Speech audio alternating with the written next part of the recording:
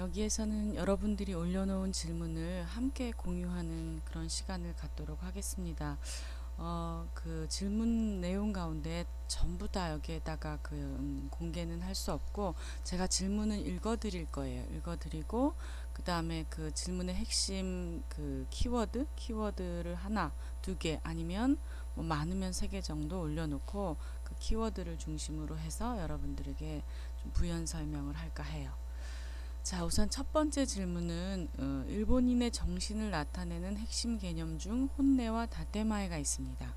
책 키워드로 여는 일본의 향에 따르면 언어로 드러나지 않는 내부 속내의 기호가 혼내고, 그것을 감싸고 있으며 주변과의 조화를 고려한 보호막 혹은 외투라고 할 수 있는 것이 다테마에라고 합니다. 이미 서적이나 언론 매체를 통해 일반 대중에게도 많이 알려진 개념이지만, 그것이 과연 일본인의 고유한 특징이라고 할 수 있는지 의문이 듭니다. 우리나라에서도 상대방의 부탁이나 제안을 거절하는 상황, 또는 상대방에 대해 평가를 해야 하는 상황에서 직설적으로 표현하기보다는 속마음을 숨기고 에둘러 말하는 경우가 많은 것 같습니다. 여기서 속마음은 혼내에 대응되고, 에둘러 말하기는 다테마에 해당된다고 생각합니다. 이들은 예의 범절을 중시하고 상대방을 배려하는 문화로 인한 것이며, 거슬러 올라가 보면 유교 문화에서 기인한 것이라고 생각합니다.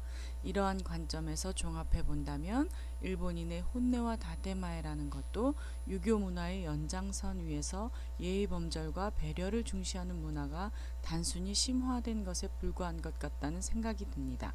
일본의 혼내와 다테마에라는 것이 단순한 정도 차이를 넘어서 본질적으로 유교 문화권의 예의 범절과 배려를 중시하는 문화와 다른 점이 있을까요?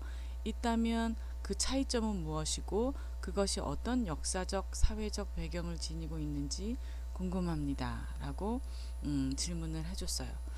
근데 여기에서 여러분들 정말 그 일본인에게는 혼내와 다테마에가 있다, 이런 얘기는 많이 들어봤죠. 그래서 물론 정말 그런가, 또 혼내가 뭔가 다테마에가 뭔가, 이런 궁금증들을 많이 갖고 있을 텐데, 아주 질문자가 일본인들이 갖고 있는 그런 속성, 그 문화적인 어떤 그 습관, 그다음에 일본인들의 어떤 뭐랄까, 내면적인 어떤 그런 모습, 이런 것들을 좀 잘 간파해서 질문을 해 놓은 것 같아요.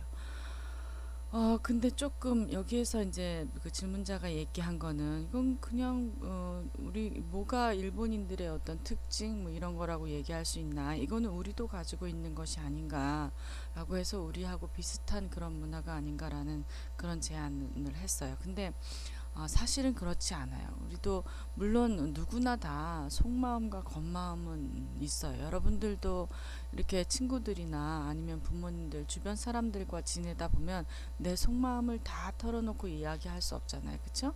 어느 정도 내가 좀 이렇게 그 적정선에서 나 혼자만 가지고 있는 그런 생각, 그런 마음을 겉으로 이렇게 다 드러내지 않고 적정선에서 그런 그 안과 밖을 유지하잖아요. 겉으로 표현하는 것과 또 내가 갖고 있는 어떤 그런 생각을 유지하잖아요.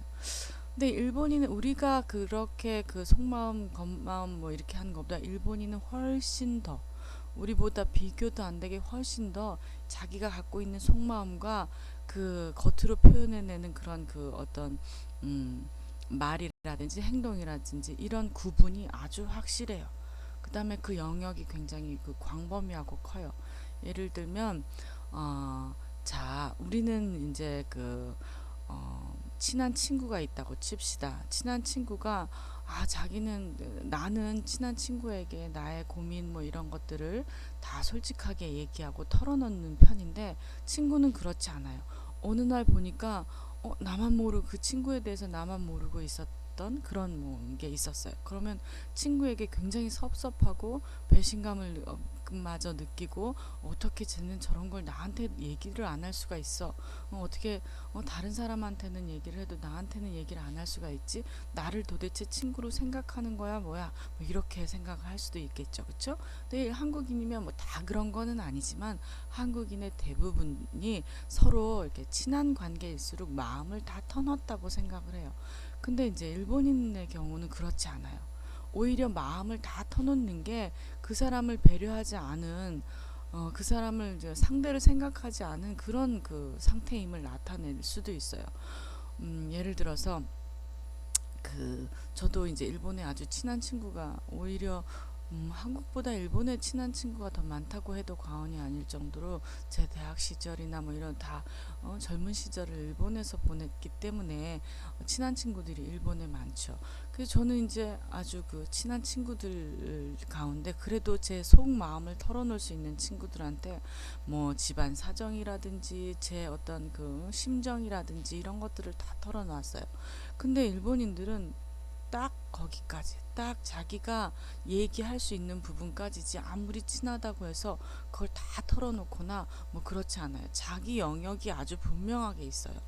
그래서 저는 이제 나중에 실망하게 되죠. 나는 이 친구를 이만큼 내가 정말 속마음을 다 털어놓을 만큼 좋아했는데 이 친구는 아닌가 보다.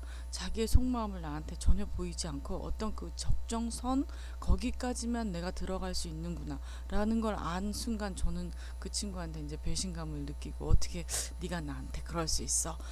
역시 넌 일본인이야. 뭐 이제 그렇게 생각하고 좀 마음이 섭섭해서 좀 다툰 적도 있고 그래요. 근데 일본인은 그 혼내와 다테마에라는 게 아무튼 한국인들이 생각하는 그런 범위가 아니라 아주 분명하게 그 혼내, 다테마의 그 선이 분명합니다. 그래서 예를 들면 또 그 부모 자식 간에도 혼내, 다테마에를 가지고 있는 경우가 있어요. 부모님한테도 딱 여기까지가 부모님한테 얘기할 수 있는 그런 범위. 그래서 일본인들은 겉으로 보여지는 그런 그 행동이나 표현이나 이런 것만 가지고는 그 사람이 다 이렇다 저렇다 판단하기가 어려워요. 혼내다 때마에가 그러면은 그래서 뭐 유교 문화에서 오는 그런 비슷한 거냐. 근데 물론 유교의 영향을 받아서 그런 뭐 예의, 상대방의 능을 더 생각하는 배려, 예의 이런 차원에도 생각할 수 있지만 그거는 이제 우리 입장에서 생각하는 거고 우리가 생각할 수 있는 범위고, 일본인들은 사실 그거보단 조금 더 뭐랄까 다른 측면에서 생각을 해볼 수가 있어요. 일본인들은 전통적으로 무가 사회였죠, 그렇죠? 일본인들이 무사 계급이, 그러니까 무사가 중심이 되어 계급 사회를 지속한 게 굉장히 오래돼요. 중세 때부터예요. 중세 때. 뭐 그 이전에도 계급은 있었지만 중세 때부터 무사들이 지배하던 그런 사회였어요. 중세 때라 하면 뭐 1000년 정도 되겠죠, 그렇죠?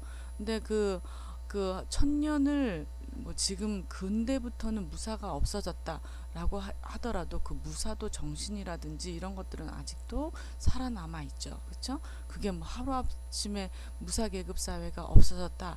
뭐 지금은 그런 사회가 아니다. 그런 일본이 아니다라고 하더라도 그렇게 오랜 세월 동안 전통으로 습관으로 그냥 생활로 지켜온 그들의 어떤 그런 그 생활 문화는 하루아침에 100년, 200년이 지났다고 해서 없어지는 게 아니에요. 근데 어쨌든 간에 무가 사회였어요. 그들의 사회는. 그쵸? 오랜 세월 동안. 근데 무가 사회라는 건 뭐예요? 일단은 상대를 제압하거나 공격하거나 그래서 나의 영역을 확실하게 굳히는 그런 사회를 무가 사회라고 해요. 그런 인식들, 그런 행동들 이런 게 중심이 되는 게 그런 무가 사회라고 할 수 있어요. 그런데 그런 무가 사회에서 어떻게 상대방의 눈치를 안 볼 수가 있어요. 그렇죠? 내가 상대방의 심기를 건드리면 곧 이건 전쟁이에요. 그냥 무사들의 직업이 뭐예요? 무사들의 원래 자기네들의 그 수행할 임무가 싸워서 이기는 거예요. 물론 그 싸움을 남용하는 것도 한다는 건 아니지만 어쨌든 간에 나의 입지, 나의 영역, 뭐 내 것 이런 것들을 지키려면 뭐 말로 풀어서가 아니라 싸워서 이겨야 되는 거잖아요. 그렇죠? 상대방을 공격해서 이겨야, 상대방을 이제 해쳐야 내가 요구하는 것들을 얻을 수 있는, 지킬 수 있는 이런 사회가 무가 사회예요. 그렇죠? 그렇기 때문에 어쨌든 간에 상대방이 나의 심기를 건드리거나 내가 상대방의 심기를 건드리거나 이거는 최종적으로 어디로 가느냐면, 어디로 결착이 되느냐면 전쟁으로 결착이 돼요. 그렇다 보니까 웬만해서는 남의 심기를 건드리지 않으려고 노력하는 것, 그게 이제 다테마에죠. 혼내. 야, 너, 그, 무사들끼리, 너 지난번에 우리 영역에 왜 넘어왔어? 뭐 이렇게 막 얘기를 하고 싶지만, 둘러서 상대방이 왜 그랬을까를 최대한 상대방의 심기를 건드리지 않고 얘기를 끌어내는 것, 이게 이제 그 당시의 테크닉이고, 그들의 그 대화의 그 대화법이고 했겠죠. 근데 어쨌든 그러다 보니까 최대한 남의 심기를 안 건드리려면 어떻게 해야 되겠어요? 내가 아무리 하고 싶은 말이 있어도 그 말을 참아야 되는 거예요. 참고 내 안에 담아둬야 되는 거예요.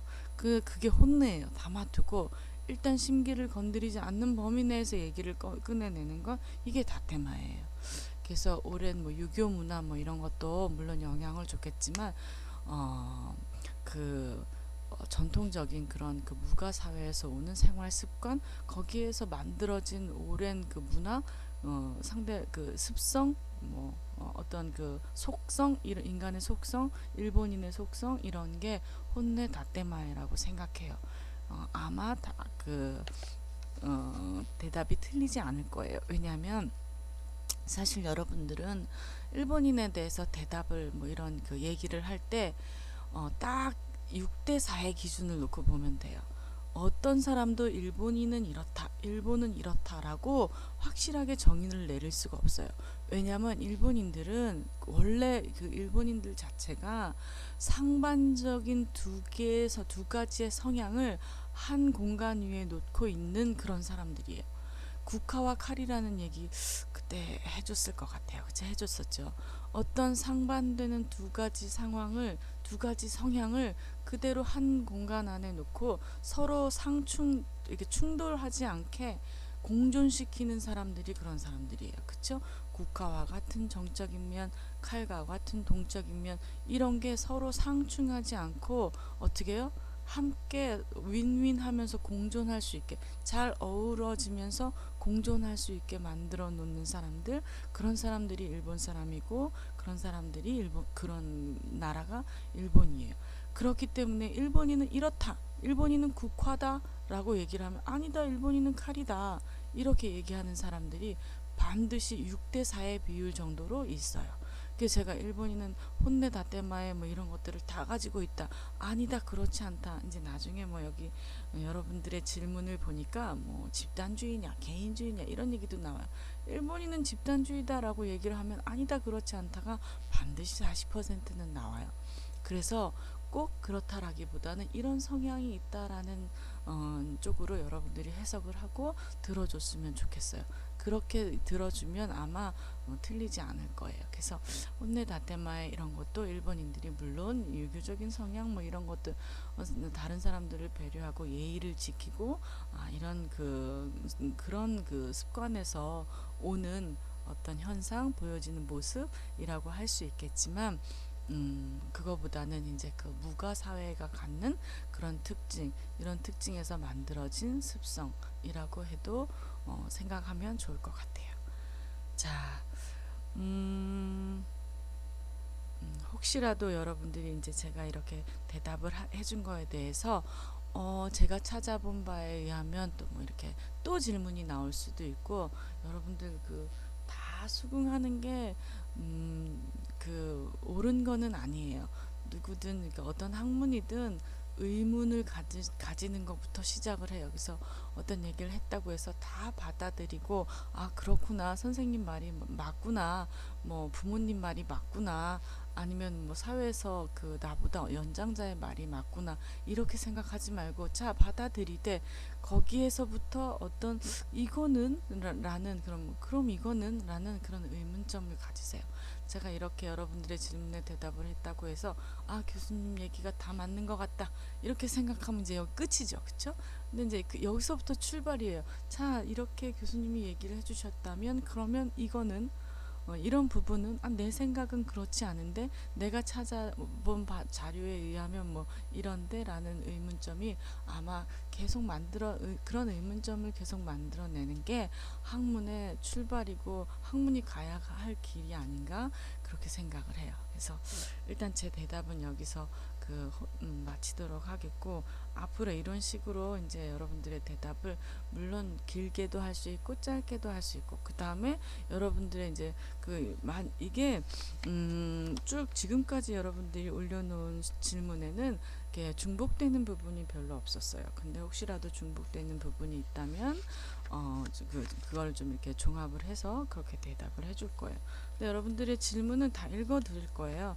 여러분들이 다른 사람들의 질문들을 어떻게 이렇게 체크를 해 보는지 어쩌는지는 모르겠지만, 이렇게 공개가 됐는지 어쨌는지는 모르겠지만 공개가 안 된 부분도 있고, 그래서 아마 제가 이름은 공개하지 않을 거예요. 이름은 공개하지 않는데 이 질문 내용은 공개해도 괜찮겠죠. 여러분들의 양해를 구하지 않고 이렇게 마음대로 공개를 해서 미안하긴 하지만, 익명으로, 그러니까 이름을 공개하지 않기 때문에 이거는 그냥 질문은 공개해도 된다고 생각을 해요. 제 멋대로인 생각인가요? 아무튼 제 멋대로인 생각이었다면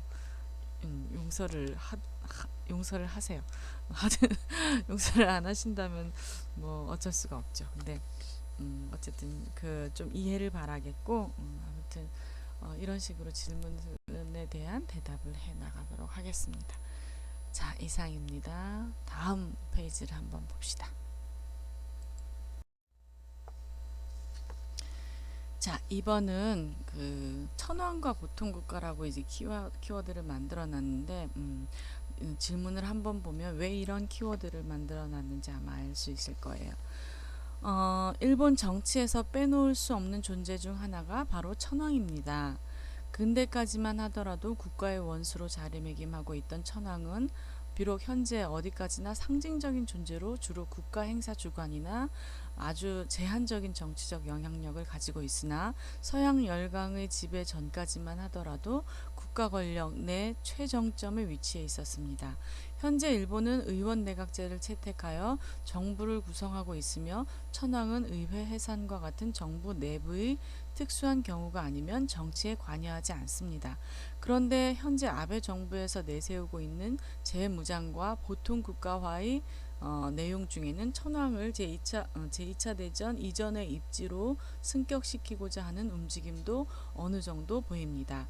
책 일본을 강하게 만드는 문화 코드 16에서 천황의 존재는 한 챕터를 다루고 있을 만큼 일본과 일본인들에게 있어 큰 의미를 가지고 있는데, 천황의 입지 승격은 현 정권에 대한 일본 국민들의 지지도 상승에 큰 영향을 미칠 것이고, 더 나아가 국민들의 정신적 재무장에도 도움이 될 것이라는 게 주요한 논지였습니다. 이와 관련하여 제2차 세계대전 이후 미국에 의해 상징적 존재로 전락해버린 천황의 입지를 다시 승격시킨다면, 이를 발판으로 하여 아베 정권의 최종 목표인 재무장과 보통 국가화의 초석이 될 것인지, 그리고 본질적으로 일본인들은 천황에 대해 어떤 생각을 가지고 있고 정부의 이런 움직임을 어떤 식으로 받아들이고 있는지가 궁금합니다. 라고 얘기를 했어요. 질문을 해줬어요. 근데 이제 한마디로 얘기하면은, 옛날에 이런 적이 있어요. 천황이 왜 필요하냐? 천황은 세금을 축내는 하나의 어떤 불필요한 존재다. 일본인들이 이제 그렇게 이제 이의 제기를 하면서 우리나라에 천황은 필요 없다. 황궁이죠. 이제 황궁도 왜 그렇게 국가 예산을 그렇게 낭비를 해가면서 둬야 되냐? 천황제 없애야 된다. 막 이런 얘기가 있었어요. 이런 얘기가 있었는데, 한 20년 전에 그런 얘기가 있었는데, 그래서 이 사람들이 어떻게 했느냐? 여론조사를 했어요. 일본에는 이제 NHK에서 5년에 한 번씩 각종 어떤 질문들을, 아주 굉장히 다양한 질문들을 가지고 여론조사를 해요. 여론조사를 하는데, 그때도 이제 이런 천황에 대해서, 천황의 존치 여부에 대해서 여론조사를 했는데, 막 매스컴에서는 이제 그런 얘기, 매스컴에서는 막 떠들지는 않았지만 암암리에 천황에 대해서는 이제 터부시 되어 있어요. 천황에 대해서 왈가왈부하는 얘기가 그런 것들이 일본에서는 이제 오랜 세월 동안 이 천황을 신격화했었기 때문에 그런 얘기들을 잘 하려고 하지 않아요. 근데 어쨌든 간에 암암리에 그런 천황을 반대하는 그런 무리들이 막 이제 그 목소리를 내기 시작하니까 일본에서 이제 여론조사를 한 거죠. 근데 놀라운 게 85% 정도 이제 80% 이상이 확실하게 80% 이상이 긍정적인 천황에 대해서 긍정적인 생각을 가지고 있어요. 왜 굳이 있는 걸 없애냐부터 아니다 천황은 반드시 필요하다 일본인들의 정신적 구심점이 되기 때문에 뭐 우리의 아버지와 같은 존재다 반드시 필요하다부터 굳이 있는 걸 없애려고 할 필요가 없다 여기까지가 이제 그 긍정적인 표현이죠. 이 긍정적인 그 생각을 가지고 있는 사람들이 80% 이상이 됐어요. 나머지는 이제 부정적 15% 정도가 천황은 없애는 게 좋다. 뭐 굳이 없애고 싶다면 없앨 수도 있다. 뭐 이렇게 생각하는 사람들이 15% 정도 된 거죠. 그러니 얼마나 많은 사람들이 일본의 천황을 아직도 긍정적으로 생각을 하고 있겠어요. 이제 그 뭐 이런 그 일본인들이 천황에 대해서 어떻게 생각을 하고 있는지는 이제 이 정도고 그러면은 현 정부가 왜 천황을 이렇게 이용하고 있는 거 아니냐? 뭐 이용이라기보다는 천황이 어떤 존재였어요? 과거에 신이었어요, 신. 그쵸? 일본인들이 다 현인 신이라고 해서 어떻다 그랬어요? 인간의 모습을 하고 태어난 신이라는 그런 생각을 했었기 때문에 그런 아무리 뭐 10년, 20년, 100년이 지나도 그런 생각들은 빨리 쉽게 안 가져요. 아직도 천황을 신이라고 생각하는 그런 사람들이 일본 안에 있어요. 그쵸? 불과 몇 년 전까지만 해도 고이즈미 대통령 바로 이전에 누구죠? 모리수상이 한 망언 중에 한마디가 그거예요. 아직도 신이 지켜주는 나라 일본은 신이 지켜주는 국가라고 얘기를 해요. 그 신이 누구겠어요? 천황을 지칭하는 거예요. 그쵸? 그래서 그렇다 보니까 이렇게 한 나라의 수상이 그렇게 생각을 하고 그런 발언을 하는데 지금의 일본 수상이라고 해서 물론 지금의 일본 수상이 아주 노골적으로 천황은 신이다. 천황이 우리를 지켜준다. 그렇게 얘기는 하지 않지만 천황에 대해서 어떻게 큰절을 하고 박수를 치고 만세를 부르고 이런 행위들을 하고 있잖아요. 그렇죠? 지금의 아베 수상이 그러니까 직접적이진 않지만 간접적으로는 그런 그 성향들을 보여주는 거예요. 그리고 이런 보통 국가라는 용어가 뭐예요? 보통 국가는 참 일본 사람들은 용어를 이렇게 애매하게 교묘하게 잘 써요. 어. 보통 국가가 어때서 우리가 일본에 대해서 모르는 사람들이 들으면 그 보통 국가가 되겠다는데 그게 뭐 더 잘난 국가 뭐 더 어떤 이상한 국가가 되겠다는 게 아니라 그냥 보통의 국가가 되겠다는데 우리 같은 그런 보통 국가가 되려고 하는 건가 이렇게 생각을 할 수가 있어요. 근데 이 보통 국가는 지난번에 얘기했던 헌법 제9조와 똑같아요. 헌법 제9조가 뭐라고 했어요? 평화헌법이라고 했죠. 평화헌법. 여기서는 헌법 제9조에 대해서 얘기를 안 한 것 같군요. 제가 지금 녹음을 막 여러 과목을 녹음을 하다 보니까 미안해요. 여기서는 아마 안 한 거. 이 한인 인문학 커뮤니케이션 이 과목에서는 헌법 제9조에 대해서 얘기 안 한 건데 이 뒤에 아마 질문 내용에 헌법 제9조도 나올 거예요. 일본인들의 지금 헌법 가운데 제9조에는 평화헌법이라고 지칭이 되는 그런 헌법이 들어있어요. 다시는 전쟁을 일으키지 않을 것, 뭐 다시는 전쟁과 관련된 어떠한 것도 하지 않을 것, 뭐 이런 내용들이 헌법 제9조에 실려 있어요. 근데 보통 국가라는 건 그거예요. 다시는 전쟁을 일으키지 않을 것. 이런 다시는 전쟁을 일으키지 않는 참여하지 않는다. 전쟁과 관여하지 않는다. 이런 게 왜 일본의 헌법에 실려 있겠어요? 일본 사람들이 침략 전쟁을 일으켰기 때문이에요.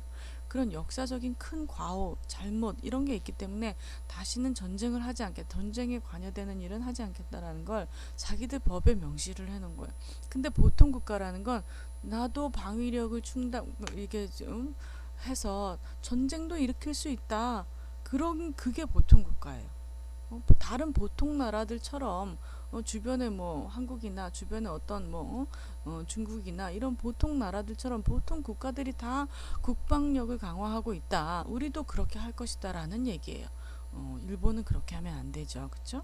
그래서 그 천황과 물론 지금 천황이 직접적으로 정치적인 그런 영향력을 발휘하거나 정치에 참여하고 있지는 않다고 해요. 아니, 그러니까 참여하고 있지 않아야 되는 것도 헌법에 명시되어 있어요. 그렇지만 참여하고 있지 않나요? 실질적으로 천황이 엄청 제가 보기에는 정치적인 그런 행위들을 하고 있어요. 다른 나라 사람들이 일본을 방문했을 때 천황이 그런 것들을 맞이하고 그 국가를 대표해서 하는 것도 정치 행위예요. 그쵸? 말하자면. 그래서 아무튼 천황과 보통 국가 이거는 일본이 요즘 보이는 그런 정치적인 그런 성향들 이런 걸 알 수 있는 그런 중요한 키워드라고 할 수 있어요. 음. 자, 여기까지가 대답이고 글쎄 제가 굉장히 부정적으로 근데 천황이라는 존재 천황이라는 그 역사적인 그런 그 과거의 존재라든지 보통 국가를 향한 일본의 움직임 이게 우리가 일제 강점기 때 그렇게 식민 통치를 받고 한 주변 국가에서는 그냥 좌시할 수 없는 그런 그 용어고 그런 그 용어를 중심으로 일어나는 그런 행태인 거죠. 여러분도 한번 생각해 보시기 바랍니다. 자, 이상입니다.